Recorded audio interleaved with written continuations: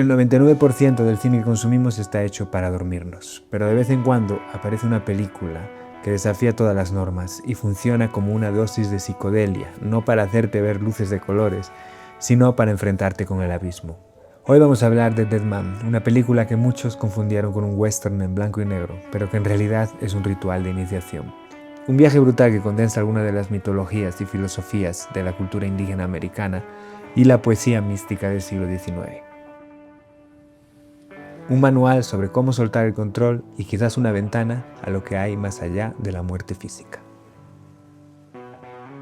Dissolution.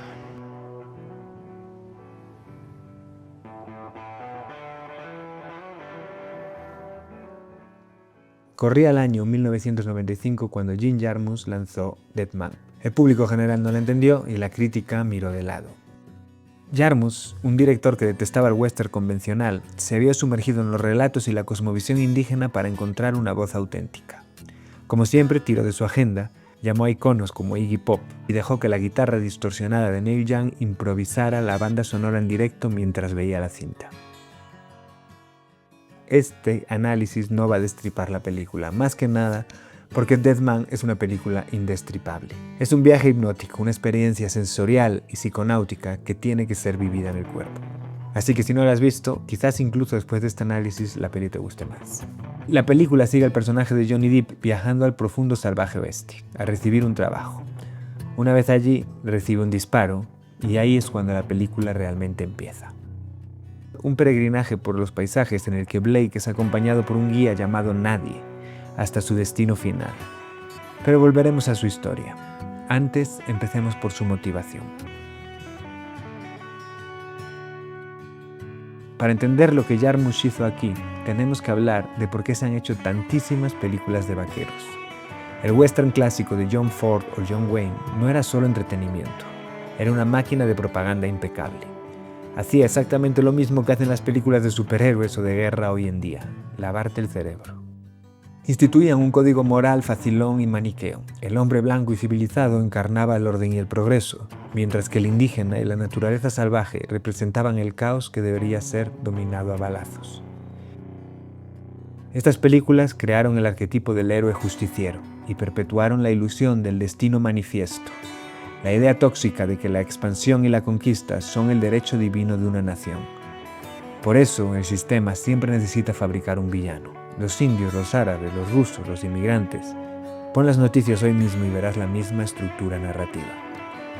Se necesita un enemigo al que culpar, porque si dejamos de disparar hacia afuera, tendríamos que quedarnos en silencio y mirar nuestra propia sombra. Y aquí es donde entra Dead Man. Esta cinta pertenece a un subgénero casi de culto llamado acid western. El acid western no va de contarte una historia de vaqueros heroicos. Su objetivo es dinamitar activamente la mitología del progreso y la dominación escondida en estos relatos. El acid western coge el destino manifiesto, lo sumerge en ácido y observa cómo se deshace. En este viaje psicodélico, el lejano oeste no es un territorio para conquistar, es el inframundo. Es el desierto de tu propia alma. Y nuestro protagonista, William Blake, está lejos de ser un justiciero. Él es exactamente igual que tú y yo antes de que la vida nos rompa la cara. Un humano asustado que cree que un trozo de papel le garantiza un futuro seguro. Un viaje por el desierto del alma, donde el héroe no se corona, se disuelve.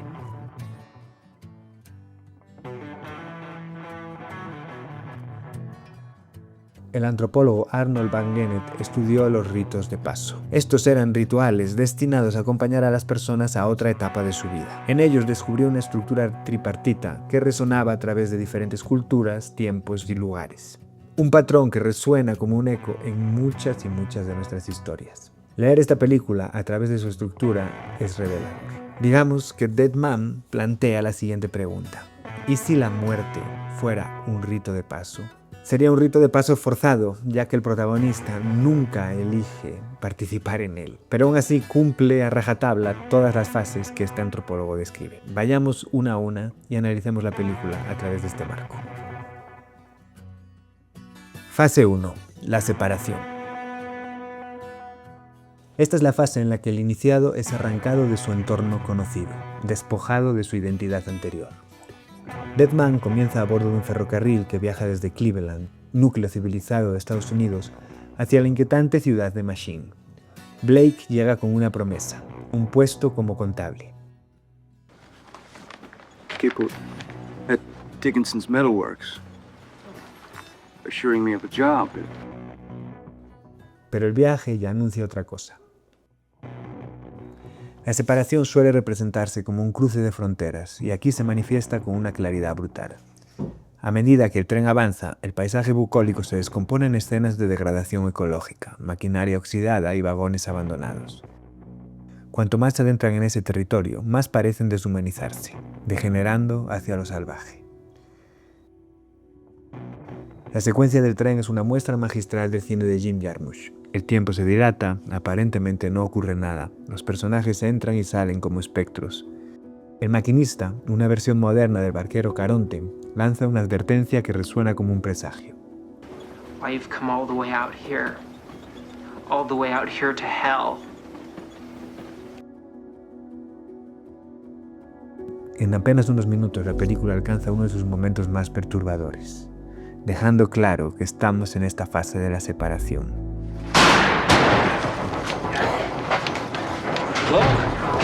De pronto, todos los hombres del vagón, poseídos por una furia sanguinaria, disparan sus rifles por las ventanas contra los animales. Blake observa, inmóvil, incapaz de comprender esta violencia gratuita.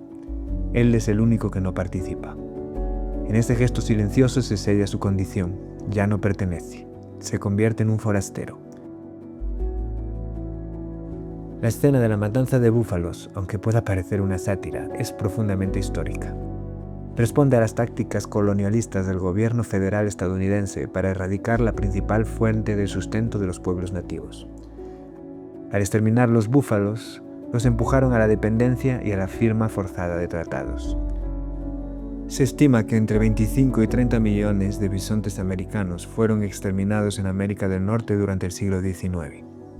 Una vez más, la realidad supera a cualquier ficción. La consumación de esta fase de separación se produce con su llegada a Machine, una urbe que funciona como una antesala literal del infierno de la maquinaria capitalista. Blake ha invertido sus escasos ahorros en ese billete de tren, seducido por la promesa de su puesto de trabajo en Dickinson Metalworks. Pero al presentarse en esa oficina opresiva, de atmósfera casi kafkiana, se topa con un rechazo brutal. I have here this letter, which confirms my position here. This letter is postmarked 2 months ago. Makes you about a month late. This here is Mr. Olafson. He's our new accountant. Despojado de trabajo y de sustento, Blake queda a la deriva, huérfano de cualquier anclaje en su mundo conocido. A estas alturas ya entendemos que Blake no encarna al héroe clásico del western. Su figura se acerca más a lo que podríamos llamar un arquetipo post-heroico. Las promesas de su civilización, progreso, identidad, propósito, se han desmoronado, y con ellas la narrativa que lo sostenía. Una cadena de desdichas lo arrastra a un triángulo amoroso que desemboca en un tiroteo. Recibe un disparo y mata a su agresor.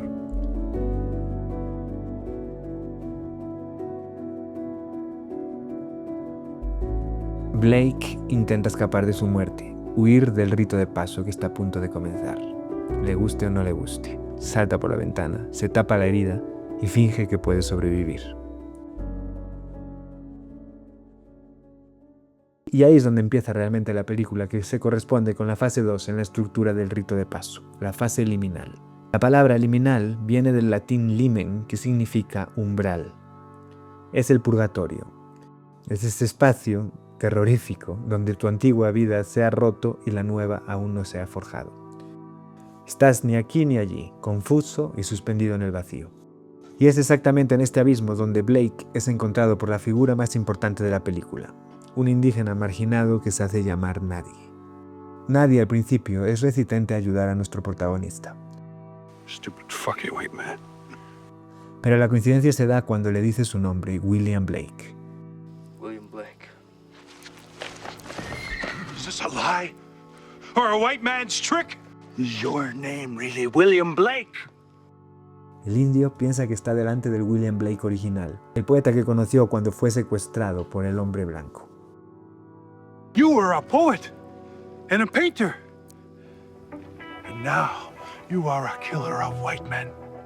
William Blake fue un poeta, místico y artista visionario del siglo XIX que ha influenciado profundamente la cultura psicodélica.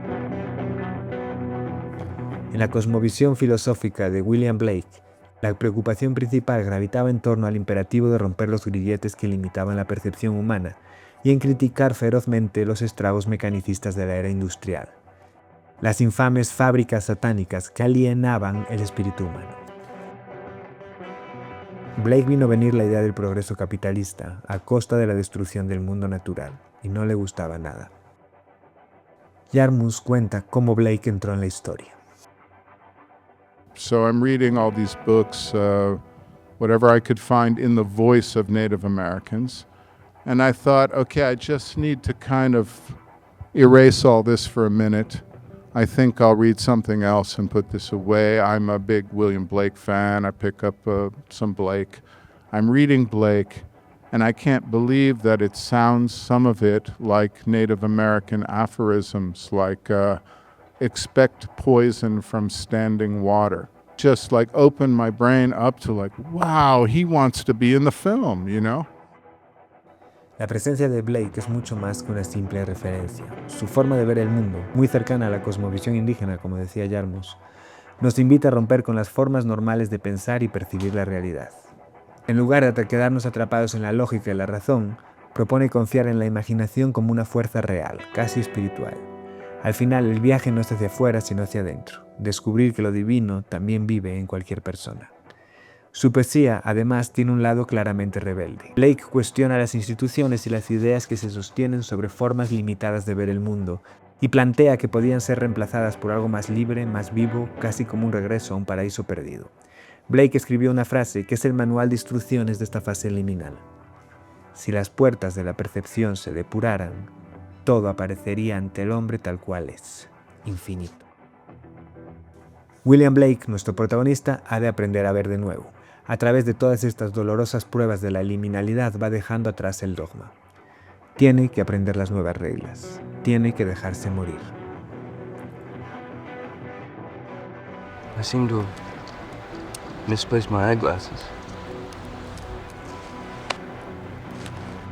Perhaps you will see more clearly without them. Existen varias teorías para explicar lo que pasa en la película. Una es que el disparo lo ha matado, y esto es la visión moribunda de Blake. Otra es que su alma está transitando una especie de purgatorio o bardo. Y la última es que nadie encontró a Blake medio muerto en la calle y está enseñando a este estúpido hombre blanco cómo cruzar a través del espejo. Todas pueden existir. Lo importante es que todas hablan de lo mismo, de la importancia de dejar morir lo viejo para que lo nuevo pueda surgir. Y de eso trata este viaje. A través de la fiebre, la persecución de los cazarrecompensas y el dolor físico, Blake está siendo forzado a limpiar sus propias puertas de la percepción. A cada paso que da en la espesura va dejando atrás el dogma, la civilización y la ilusión de control. Para poder cruzar al otro lado tiene que aprender las reglas de lo invisible. Pero por encima de todo, el contable de Cleveland tiene que aprender a hacer lo más aterrador que se le puede exigir a un ser humano. Tiene que aprender a dejarse morir.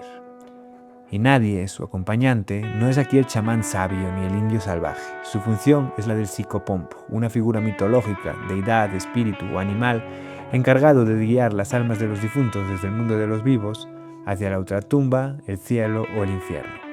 Proviene del griego psicopompos, guía de almas, y su función no es juzgar, sino acompañar el tránsito. Los psicopompos suelen ser figuras trickster, de las que ya hablamos en el vídeo de Pórtate Mal, y creo que la energía de esta película representa muy bien esa energía del pícaro, del trickster, del coyote y el cuervo, que son tan comunes en los relatos de los nativos americanos. La película está llevada por la aleatoriedad y el caos. Personajes entran, salen, estos acordes casi disueltos de Neil Young, se mezcla lo trágico con lo cómico, el caos lo reina todo. Y el recurso más característico de la película son esos fundidos a negro que Jarmusch utiliza para separar las secuencias y que casi parecen como los pestañeos de alguien moribundo o de alguien entre la vigilia y el sueño, casi confundiendo realidad con imaginación. I am nobody. A lo largo de todo este purgatorio en el bosque, Jarmusch nos cuela un chiste negro recurrente. Nadie no para de preguntarle a Blake, ¿tienes tabaco? Do you have any tobacco? I don't smoke. Lo que Blake no entiende es que nadie no le está pidiendo un cigarro para calmar la ansiedad. En la cosmovisión indígena, el tabaco no es un vicio ni un producto de consumo. Es la planta maestra por excelencia. Es el gran mediador con lo invisible.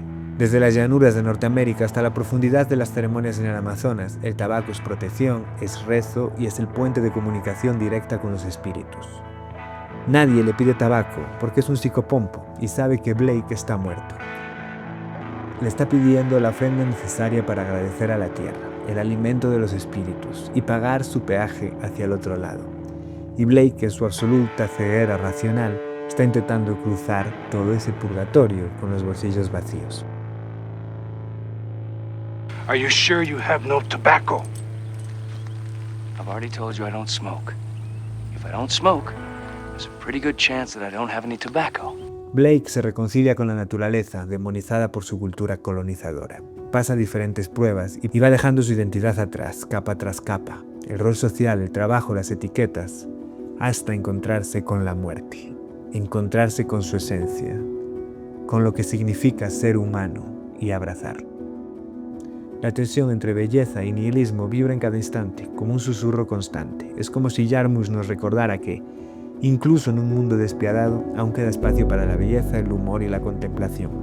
Que más allá de las dicotomías de bien y mal, existe un territorio mucho más honesto, una vasta y compleja escala de grises donde habita lo profundamente humano. Every night and every morn, some to misery are born. Every morn and every night, some are born to sweet delight. Some are born to sweet delight. Some are born to endless night.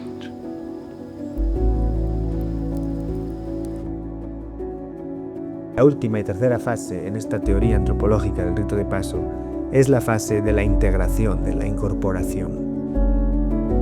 Es el momento y los rituales alrededor del iniciado que ya ha sido transformado en la fase liminal y que ahora llega a la sociedad para cumplir con su nuevo estatus. Este es el corazón del viaje chamánico, algo que la película evoca en prácticas como la búsqueda de visión de los nativos americanos o el uso sagrado del peyote. El chamán cruza a otro mundo, un territorio invisible, más allá de la razón, más allá de todo lo conocido, y lo más importante, regresa para contarlo. Ese ir y volver no solo es una experiencia personal, es una estructura universal. El vuelo chamánico, la transformación y el regreso forman la base de todas las historias que existen. En el fondo, toda narrativa nace de ahí, atravesar lo desconocido, cambiar y volver con algo que compartir. Pero esto es una película de Jim Jarmusch y aquí es donde demuestra su genialidad y su devoción por los forasteros. Jarmusch nos dice una verdad incómoda. No merece la pena volver a nuestra tribu, el deshumanizado mundo capitalista e industrializado. La civilización que Blake dejó atrás está moral y espiritualmente en bancarrota. Volver a encajar en el antiguo guión es literalmente imposible. Por eso nadie no guía a Blake agonizante de vuelta a la ciudad. Lo lleva hasta el final del continente, a un poblado indígena rodeado de niebla y tótems frente al océano. El viaje de Blake ha sido uno de ir quitando capas de ilusión hasta llegar a la esencia más divina. Y ese poblado simboliza precisamente eso, el último bastión de la civilización humana. Y aquí es donde ocurre el cierre magistral de toda la película. El chiste del tabaco se resuelve, pero esta vez es un rito de paso sagrado. This world will no longer concern you.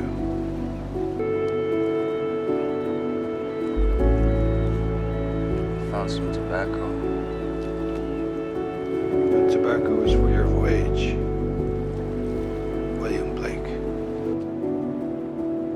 I don't smoke.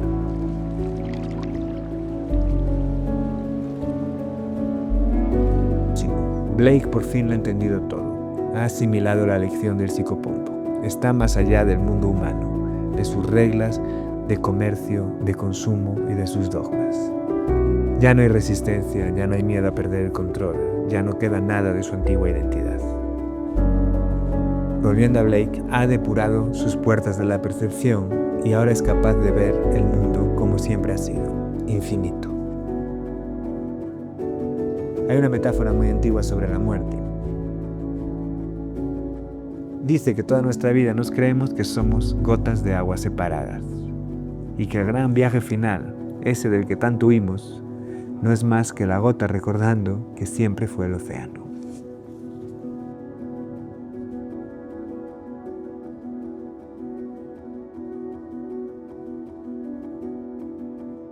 A mí Dead Man es una advertencia sobre las historias que nos contamos y sobre las que consumimos sin cuestionar.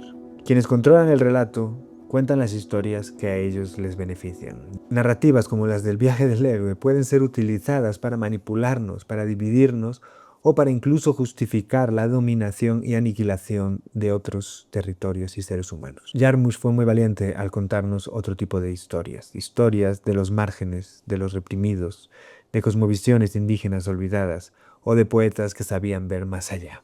Hubo un tiempo en el que la psicodelia era algo más que curar la depresión. Era la capacidad de subvertir la razón, de utilizar nuestra imaginación para romper los dogmas y ver más allá de la ilusión.